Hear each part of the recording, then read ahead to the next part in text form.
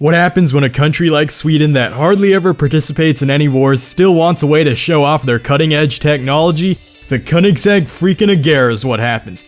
Christian von Koenigsegg was the mastermind behind this beautiful car that shook the world when it debuted in 2010. Its breathtaking design and performance made headlines all over the car community. The Agera was a successor to the massively stunning and massively impressive CCX lineup. But unlike many hypercar manufacturers, Koenigsegg wasn't content with waiting on their cars to become dated and forgotten. Many hypercar companies have died due to the inability to take action and improve.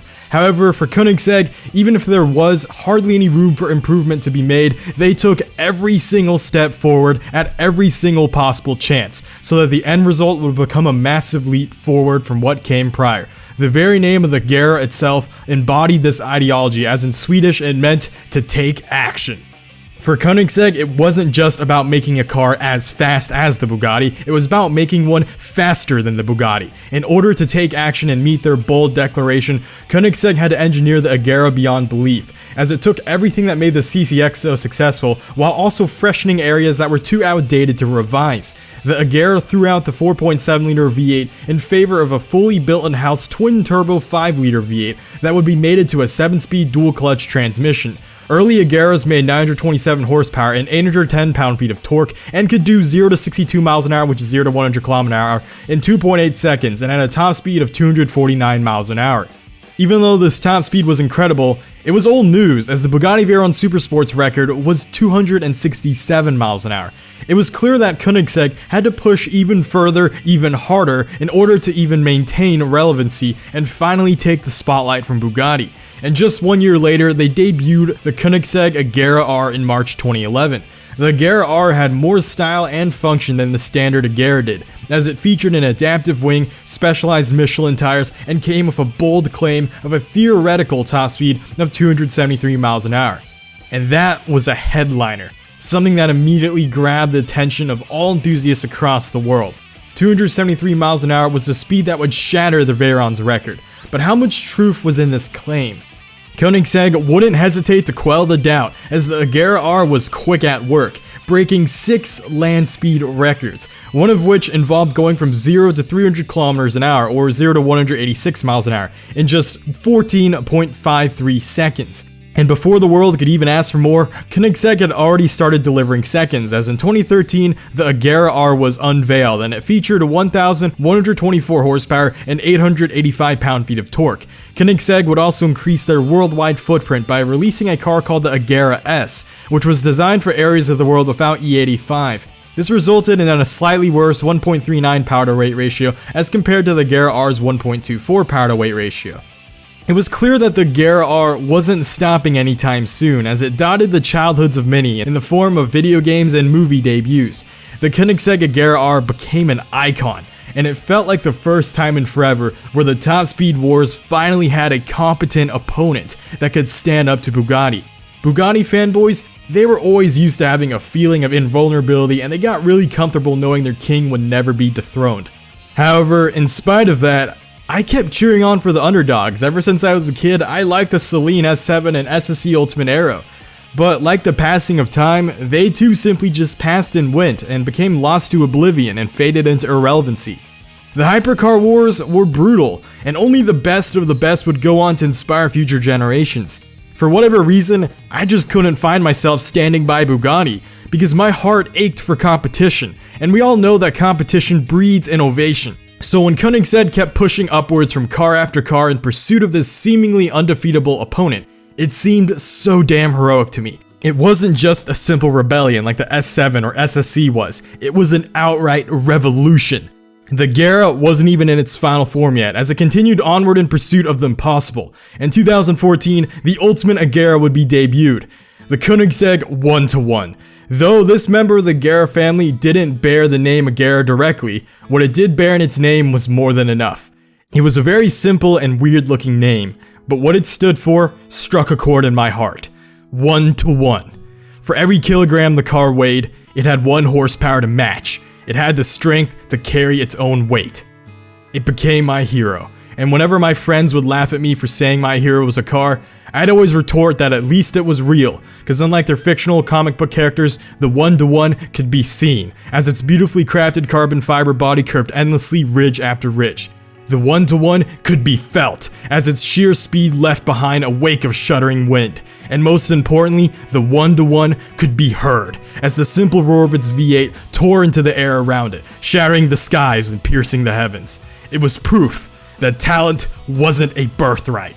That hard work and dedication could also lead to overwhelming talent.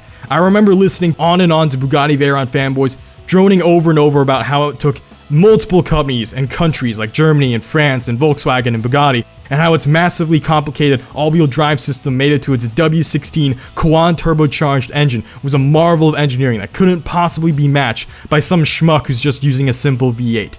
It was a car designed by the rich with mountains upon mountains of engineering that led to a sophisticated, luxury, and blisteringly fast hypercar.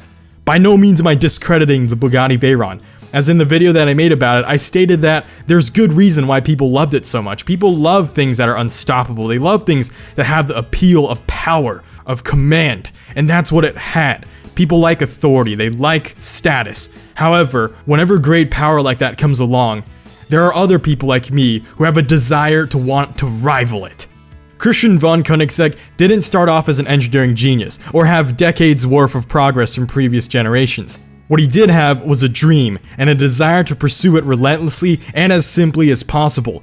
Koenigsegg's didn't feature a massively complicated engine with massively complicated quad-turbo systems. It didn't need a heavy and cumbersome all-wheel drive system. The whole project, the whole existence, almost seemed like it was just done on a whim.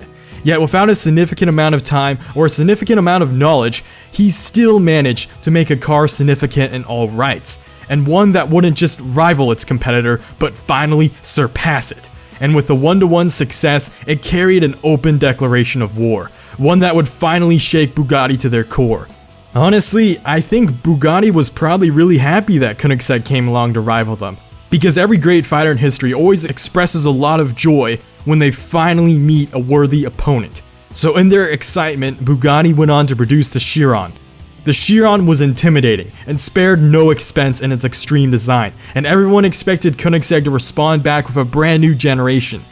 Could the Agera beat the Chiron, despite the fact that it was designed to compete with the Veyron? People for sure thought that the Koenigsegg Regera would have a better chance, but Chiron von Koenigsegg wasn't content on waiting and stood by the Agera to the very end, to prove that through and through it'll live up to all aspects of its name.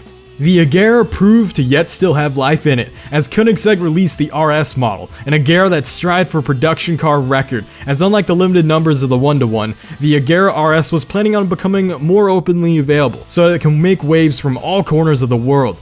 25 models were confirmed for production, a respectable increase from 7 1-to-1s that were made. In regards to performance, the Agera RS was but a slight step back actually, as it was a necessary sacrifice for the goal that it was trying to achieve.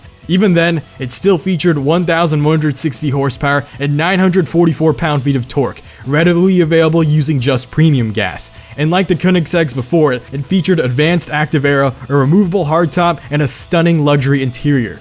This luxury interior wasn't just for show either, as thanks to its lightweight insulation and well-optimized suspension systems, the Agera RS glided along even at high speeds, giving the buyer a true satisfaction of graceful power. And speaking of high speeds, the Agera RS had one hell of a top speed. But before we could find out, Bugatti was keen on showing off their Chiron speed first. In late 2017, the Bugatti Chiron would make a video showcasing the car going from 0 to 400 km/h, which is about 250 miles an hour, back down to 0. The Chiron accomplished this in just 42 seconds, a world record. In response though, Koenigsegg simply laughed and promptly asked someone to hold their beer as they released a video of the Agera RS accomplishing the same task of 0 to 400 back down to 0 in just 33 seconds, which obliterated the Bugatti's record. And even when the discussion of top speed came about, Bugatti stated that their Bugatti Chiron was simply electronically limited to 261 miles an hour, which if you ask me, sounds like quitter talk from a company trying to buy themselves time to make a better top speed. Koenigsegg wouldn't give them this time, and also wouldn't give their fans an excuse. On November 4th, 2017, the Koenigsegg Agera RS made the production car speed record, being recorded at an average of 277.9 mph, but it had its fastest run going northbound at 284.6 miles an hour. Koenigsegg had done it. They had finally officially beaten Bugatti's world record. Not just from the Veyron, but possibly even from the Chiron. Though I will mention that the Chiron is young in its development cycle, and it won't be long before they fire back, especially if Bugatti still plans on a Supersport model for it. I hope that Bugatti fires with everything they've got, so Koenigsegg can meet their punch with everything they've got. Their rivalry will define a generation of car enthusiasts and push boundaries beyond limits unseen. But for now, the Koenigsegg Agera would finally bid us farewell, as the final iteration was fittingly labeled Koenigsegg Agera Final, with a limited run of just 3 cars. Despite being ageless in design, the Koenigsegg wasn't immune to the passing of time, as all good things must come to an end, and thus ends the saga of the Koenigsegg Freaking Agera. Hey guys, Blade Angel here, and if you're a Bugatti fanboy, please make sure to check out my Bugatti Veyron video. Suggest cars as always, but this time I will state that I will avoid a Bugatti Chiron video for a while because I'm waiting for it to undergo more iterations. Until then, thank you guys for watching and see y'all next time. Blade Angel out.